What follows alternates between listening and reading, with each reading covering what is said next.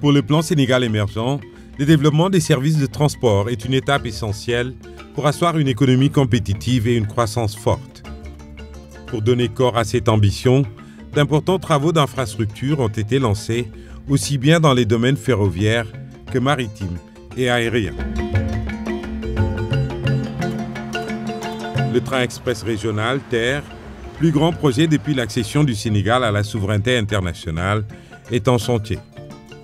C'est un transport de masse qui va assurer dès 2019 la liaison entre Dakar et Diamniadio en acheminant 150 000 personnes par jour. Il permettra de rejoindre en 15 minutes le nouvel aéroport Blaise Diagne à partir de la capitale Dakar. Son coût pour la première phase s'élève à 568 milliards de francs CFA, dont 110 milliards revenant à l'État et 448 milliards venant des partenaires techniques et financiers.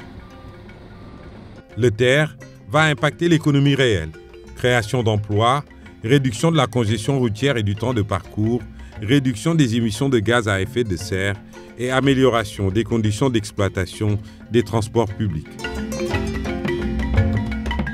À côté du TER, le bus rapide transit BRT est entré dans sa phase active. Le gouvernement vient de mobiliser 182 milliards de francs CFA pour démarrer le projet. Le BRT va assurer la liaison entre Guédiawaye et le centre-ville pour transporter 300 000 personnes par jour. Dakar Demdik a accru ses capacités opérationnelles avec l'acquisition de 475 autobus pour le transport urbain et interurbain avec la desserte de certaines capitales régionales.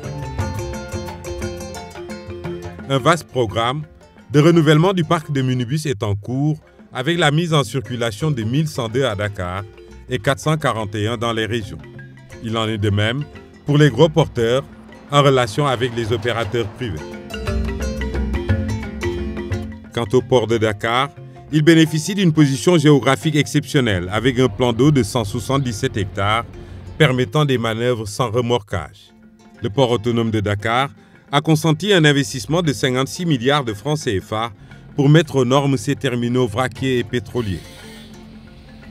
L'exploitation de ces terminaux a été confiée à des sociétés privées pour rendre optimale leur rentabilité. Un vaste plan d'investissement est engagé sur du matériel de manutention adapté aux navires rouliers et des travaux d'infrastructure dans le but de rénover le terre-plein. Les dirigeants tablent sur un port de l'excellence à l'horizon 2023 avec une stratégie de spécialisation des quais fondée sur la performance, l'efficience et la sécurité. Pour sa part, la marine marchande a renforcé sa liaison maritime Dakar-Ziguinchor avec l'acquisition de 2 navires, Agen et Diambogne, la baisse substantielle du billet Dakar-Ziguinchor de 12 500 à 5 000 francs CFA et enfin le dragage et le balisage de l'embouchure du fleuve Casamance pour fluidifier la navigation. Par ailleurs, le port de Dakhonga sera bientôt fonctionnel avec le dragage du fleuve Sine-Saloum.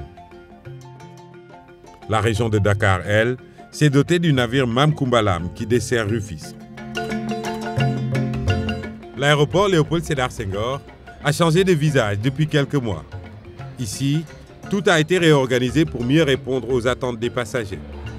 Par ailleurs, les aérodromes à l'intérieur du pays subissent tous un véritable lifting.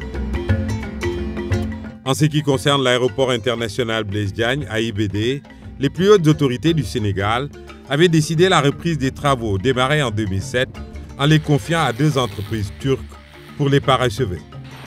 Coût initial de 135 milliards de francs CFA porté à 301 milliards, clé en main. L'ambition, transporter annuellement 3 millions de passagers, ce qui renforce l'attrait de Dakar et la destination Sénégal au plan touristique.